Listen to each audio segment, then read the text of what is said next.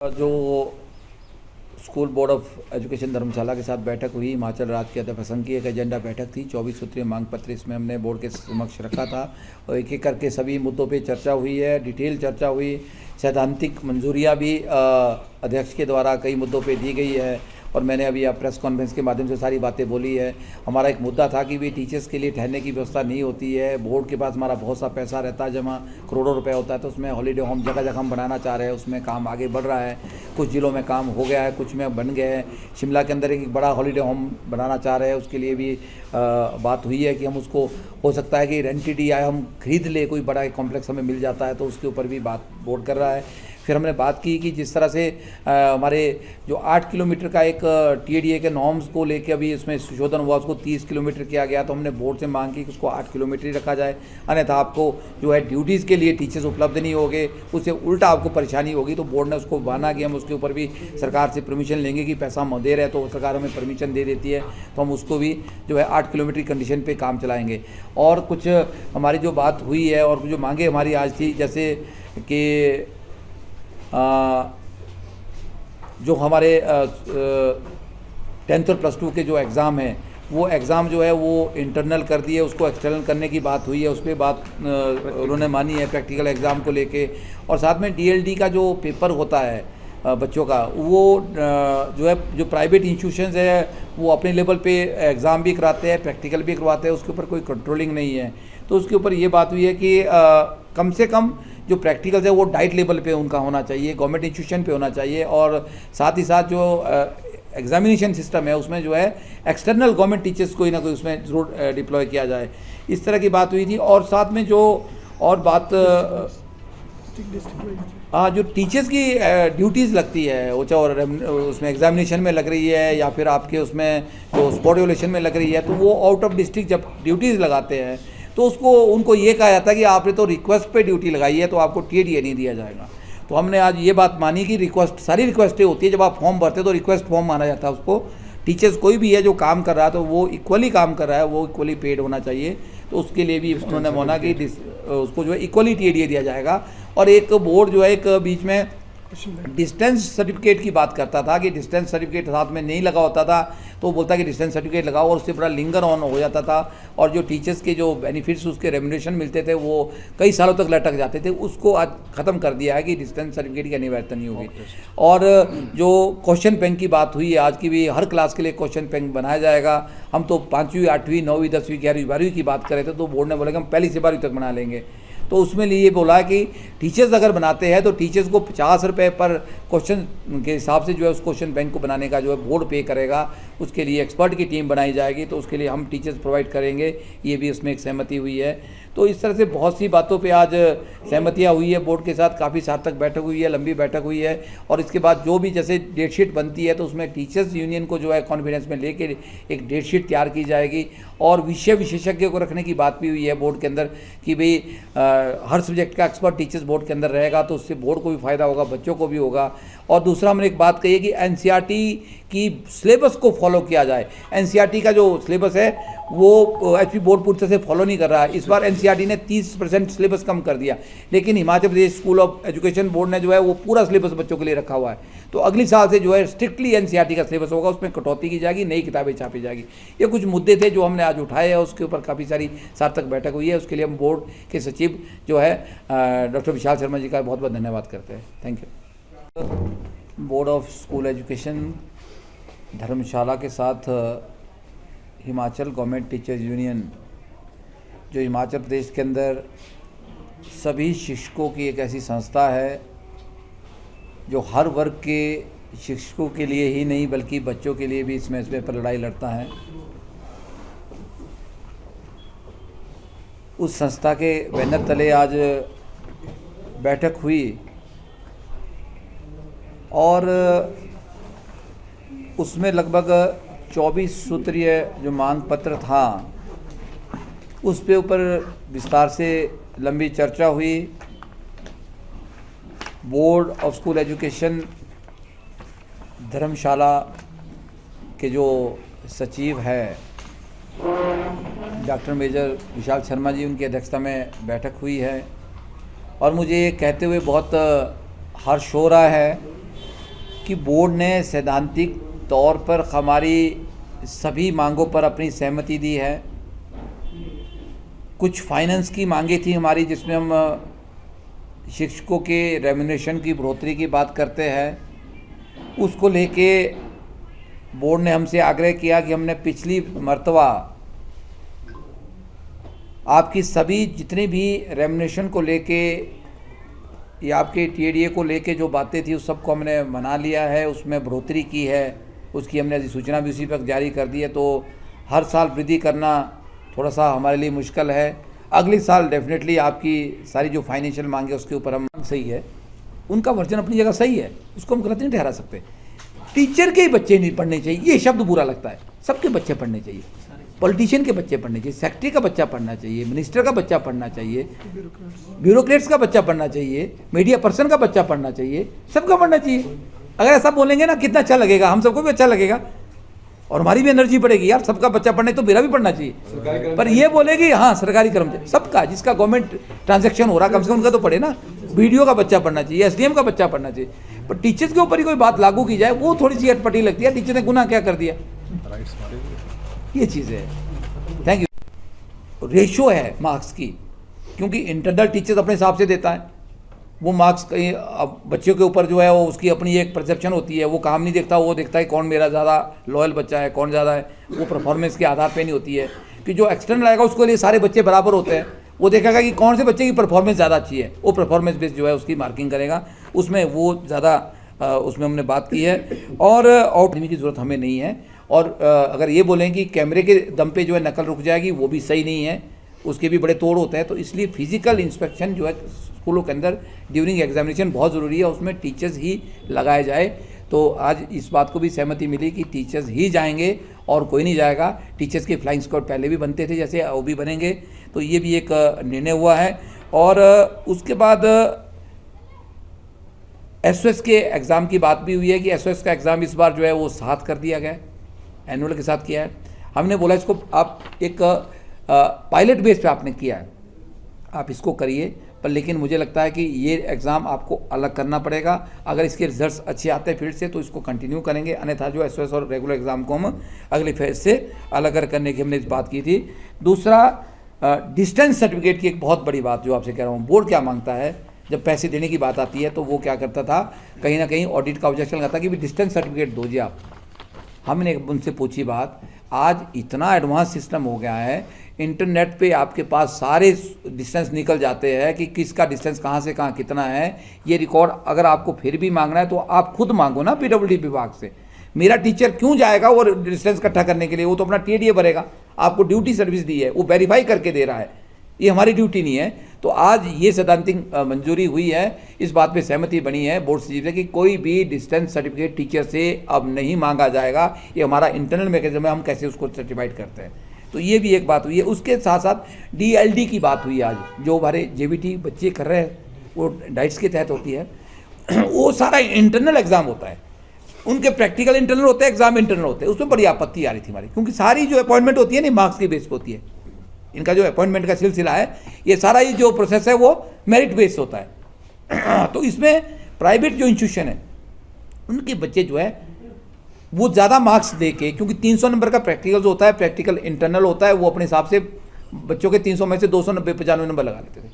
और जो government institution है जहाँ बच्चा सेलेक्ट करके जा रहा है, क्रीम बच्चा जा रहा है, वहाँ पे सख्ती होती है। वहाँ का जो टीचर्स है वो जो है वो मार्क्स भी उस हिसाब से देता है, वहाँ पे चीटिंग भी नहीं होती है। और प्राइवेट इंस्टीट्यूशन में बहुत सारी धांधलियाँ देखने को मिलती है। तो हमने ये कहा कि प्रैक्टिकल डीएलडी का एग्ज़ाम जो है वो डाइट लेवल पे हो, गवर्नमेंट इंस्टीट्यूशन पे हो। और जब एग्ज़ाम उनके हो रहे एग्ज़ाम में जो है एक्सटर्नल रेगुलर टीचर जो है वहाँ पे कम से कम किसी एक को भेजा जाए, ताकि थोड़ा सा चेक उनके ऊपर लगाया जाए। मुझे लगता है आप इस बात से सहमत होंगे कि इससे क्या होगा, जो गवर्नमेंट इंस्टीट्यूशन में बच्चे पढ़ रहे हैं, गरीब बच्चे और मेहनती बच्चे पढ़ रहे हैं, उनको इक्वलिटी करने का एक मौका मिलेगा। तो इस बात को भी बोर्ड ने माना कि इस बात को उठाया जाएगा। और ये बड़ा ही वैलिड प्रश्न है कि 300 मार्क्स का प्रैक्टिकल है और वो अपने लेवल पे कर रहे हैं, उसके ऊपर कोई चेक किसी का नहीं है। तो कुछ ऐसे ऐसे मुद्दे हमने उठाए। एक लाहौल स्पीति जिला का एक मुद्दा था कि वहाँ पे स्पोर्ट एजुकेशन सेंटर आज तक बना ही नहीं। तुम्हारे लाहौल स्पीति के प्रधान आए थे, उनकी डिमांड थी कि लाहौल स्पीति में भी टीचर्स रहते हैं, बच्चे रहते हैं, उनकी स्पोर्ट एजुकेशन की चकीलो वहाँ सेंटर बना दिया जाए। तो उसको भी माना इस बार कि ठीक है, हम लाहौल स्पीति में इस बार स्पोर्ट एजुकेशन सेंटर चला देंगे, खोल देंगे। तो इस तरह की कुछ बातें हमारी थी बोर्ड के साथ जो मांगे थी। और एक और बात हमने बोर्ड के साथ कही है कि जब भी आप डेट शीट को जारी करेंगे उससे पहले आप जो एक बैठक करें। इस बार आप देखा कितना चर्चा में रहा है मुद्दा। फिर बाद में हमारे साथ बैठक हुई, हमने अपने लोगों को भेजा, संगठन लोगों को हमने टेंटेटिव डेट शीट दी, फिर बोर्ड को वही डेट शीट बाद में बनानी पड़ी और तब जाके ये शोर शराबा बंद हुआ। क्योंकि जितनी नॉलेज टीचर्स को है, और विशेषकर टीचर की बात करूँ तो जो हमारा संगठन है हिमाचल राज्य अध्यापक संघ, इसमें हर तरह के टीचर्स है। क्योंकि जो संस्कृत पढ़ाने वाला वो भी हमारा मेंबर है, ड्राइंग पढ़ाने वाला वो भी हमारा मेंबर है, इंग्लिश पढ़ाने वाला वो भी हमारा मेंबर है, फिजिक्स पढ़ाने वाला हमारा मेंबर है। तो सारे टीचरों का एक ग्रुप है, तो सभी एक्सपीरियंस्ड लोग हमारे पास हैं। तो हमने एक ऐसा बैलेंस सुझाव एक डेट शीट के माध्यम से दिया था कि सभी उसमें मुझे लगता है सेटिस्फाई हो गया उस डेट शीट से। हमने सुझाव दिया, बोर्ड कोई भी ऐसे डिसीजन लेता है तो एक बैठक कम से कम कर ले, सुझाव ले ले। तो बोर्ड ने इसको माना कि हमने इस बार भी की आपके कहने से, और भविष्य में जब भी हम डेट शीट या कोई भी इस तरह का नया काम करेंगे तो उसमें आपकी एक भागीदारी सुनिश्चित। एक और बात हमने कही बोर्ड को कि एक एक्सपर्ट जो है, क्वेश्चन बैंक की बात आई थी तो उसमें एक सुझाव हमने दिया, क्यों ना विषय विशेषज्ञ की अपॉइंटमेंट जो है बोर्ड के अंदर खुद कर दी जाए। हर सब्जेक्ट का एक्सपर्ट बोर्ड के अंदर अगर बैठा होगा तो जो क्वेश्चन बैंक की बात करे, कोई और बात करे, तो उसको पता होगा कैसे काम कराना, वो सारे बैंक आपके पास बन जाएंगे। तो बोर्ड ने कहा कि इतने फाइनेंशियल रिसोर्सेज हमारे पास नहीं होंगे। तो हमने कहा कि एक और बात हम आपको कहते हैं, आप गवर्नमेंट को प्रस्ताव भेजें, गवर्नमेंट से हम डेपुटेशन पे बंदे आपके पास रखवा लेते हैं। अगर आप चाहते हैं कि हर सब्जेक्ट का एक टीचर डेपुटेशन पे यहाँ रहे तो गवर्नमेंट से हम इस बात को भी मनाएंगे, क्योंकि ये बच्चों के हित की बात हो रही है और उसमें ज़्यादा पारदर्शिता और अच्छा होगा। तो ये बात जो है विशाल जी ने कही कि हम बहुत प्रस्ताव बनाएंगे, अगर ऐसा हो जाए तो हमारे लिए तो बहुत ही बड़ा अच्छा काम हो जाएगा। तो हम इसको माननीय शिक्षा मंत्री और सचिव महोदय से भी रखेंगे कि बोर्ड के अंदर एक विषय विशेषज्ञ एक्सपर्ट टीचर जो है हर सब्जेक्ट का जो है वहाँ पे डेप्यूट किया जाए। उससे बहुत ज़्यादा ट्रांसपेरेंसी, और जो हमारी किताबें लिखी जाती है, जो किताबें प्रिंट होती है, उसमें बहुत त्रुटियाँ होती है, वो चीज़ें कम से कम नहीं रहेगी। तो मुझे लगता है कि हमने कोई ऐसा इशू जो नहीं टच नहीं किया। हर वर्ग का, हर टीचर का, हर बच्चे से जुड़ा मुद्दा आज हमने बोर्ड के समक्ष रखा। बड़ी सौहार्दपूर्ण तरीके से बैठक हुई। मैं बोर्ड के सेक्रेटरी का भी धन्यवाद करना चाहता हूं, जिन्होंने बड़े लंबे समय तक पूरा, आपने देखा होगा कि पूरा जितने भी डिप्टी सेक्रेटरी, इनके फाइनेंस के जो लोग थे, हालांकि कंट्रोल फाइनेंस भी बैठे थे, सभी लोग पूरे अधिकारी बैठक में बैठे थे बोर्ड की तरफ से। तो जो निर्णय हुए उस स्पॉट पे हुए, जो सरकार को प्रस्ताव भेजने की बात हुई वो भी हुई है। तो आज की इस बैठक को मैं बहुत ही इसकी सराहना करता हूँ। एक सार्थक बैठक हुई है, बच्चों के हित में और अभिभावकों के, शिक्षकों के हित में हुई है। और मैं सबका धन्यवाद करता हूँ, जो शिक्षक संगठनों के नेता जो हमारे पास अलग अलग जगह से यहाँ पहुँचे थे, उनका भी आभार व्यक्त करता हूँ, बोर्ड के पूरे स्टाफ का। और विशेषकर आप मीडिया बंधुओं का मैं आभार व्यक्त करना चाहूँगा कि आप समय पे हमें जो है वो कवर करते हैं। आज तो आपको बहुत समय इंतज़ार करना पड़ा, उसके लिए मैं बहुत ज़्यादा क्षमा प्रार्थी हूँ। आप मुझे माफ़ भी कर देंगे क्योंकि लंबा प्रोसेस था। हमने टाइम आपको 1:30 बजे का दिया था, अब तो मेरे ख्याल 4 बज रहे हैं। और आपके इस बहुत बहुमूल्य समय का जो हमने ख़राब किया उसके लिए क्षमा प्रार्थी हूँ। और बहुत सारे मुद्दे हम आपके माध्यम से जो है सरकार तक पहुँचाते हैं। अगर मैं कहूँ तो 3 दिन पहले जो सरकार का बजट था, उस बजट के ऊपर मैंने शिमला से भी प्रतिक्रिया दी थी। और उस बजट के ऊपर मैं आज फिर भी ये कहना चाहूँगा कि अच्छा बजट है। शिक्षा के क्षेत्र में जो है पहली बार इतना ज़्यादा बजट दिया गया है, 9500 करोड़, 9500 करोड़ का बजट जो है शिक्षा के ऊपर इस बार खर्च किया जा रहा है। तो ये बड़ा सराहनीय प्रयास है। उसके अंदर काफ़ी नए इनोवेशन की बात भी हुई है। कुछ वर्गों को छोड़ दिया गया है, कुछ जो कर्मचारी वर्ग है जिनको उस बजट में जगह नहीं मिली है। तो हमें उम्मीद है कि माननीय मुख्यमंत्री उसके ऊपर अपने भाषण में ज़रूर उसको गौर करेंगे, उसको ज़रूर उसमें दोहराएंगे। तो ये बातें हैं। बाकी शिक्षा से जुड़ी बातों को लेकर हम बार बार आपके समक्ष आते रहेंगे। और बहुत से मुद्दे हैं, उन मुद्दों को आज हम टच नहीं करेंगे, लंबा हो जाएगा। क्योंकि आज हमारा जो फोकस था वो केवल और केवल बोर्ड के साथ की बैठक का था। वो बैठक अच्छी रही, उसमें काफ़ी सार्थक परिणाम आए हैं। पिछली बैठकों में भी आए। आप लोगों को पता होगा कि एक जो टर्म सिस्टम था वो उसका हमने ही विरोध किया था और बंद भी हमने ही करवाया उसको। हम चाहते हैं कि अब जो ये सिस्टम एनुअल आया है, इससे बच्चों को अच्छे रिजल्ट्स आए, बच्चों का फोबिया और ख़त्म हो। और उसके लिए हमने जो एक बात कही है कि क्वेश्चन बैंक बनाने से बार बार बच्चों को जो है पेपर दे के उससे बच्चा उसकी तैयारी करे, उसको खुद उस बच्चे को जो है मौखिक या फिर लिखित रूप से जो है उसको अटैम्प्ट करे, उससे बच्चे का जो है ना फियर ख़त्म हो जाएगा और बच्चे की एडेप्टेशन बहुत अच्छी हो जाएगी। एक अच्छा प्रयास है जिसके ऊपर हम चाहें कि टीचरों से भी हम इसके ऊपर रिक्वेस्ट करेंगे कि आप इसमें आगे आके सहयोग करें, क्योंकि बच्चे के हित में होने वाला एक बड़ा अच्छा प्रयास है। तो इन्हीं शब्दों के साथ आप सभी मीडिया बंधुओं का, सभी ने बहुत लंबा समय इंतजार भी किया, बड़ा अच्छा कवरेज भी किया कि हर बार 1 लाख से ऊपर का आंकड़ा हमारा 10th और +2 में जो है अपीयर होता है school of board of school education में अंदर। इस बार उस आंकड़े में ज़रूर कमी आई है। उसमें मैं ये कहना चाहूँगा आपको, कहीं ना कहीं हमारे बच्चों का रुझान जो है ना CBSE बोर्ड की तरफ गया है, और जो आजकल जो प्राइवेट स्कूल्स हमारे खुल रहे हैं वो सारे CBSE से एफिलिएट हो रहे हैं, और बच्चे थोड़े से प्राइवेट स्कूल की तरफ जा रहे हैं तो नेचुरली उनका बोर्ड भी चेंज हो गया। तो उसमें ऐसा नहीं है कि आज गवर्नमेंट स्कूलों की तरफ भी रुझान बढ़ रहा है, गवर्नमेंट स्कूल की तरफ भी बच्चे आ रहे हैं, उसकी तरफ हम प्रयास कर रहे हैं। थोड़ा सा आंकड़ा घटा है, ये बात सही है आपकी, पर लेकिन इतना ज़्यादा आंकड़ा घटा नहीं है कि बहुत से बच्चे हमारे जो है पलायन कर चुके हैं।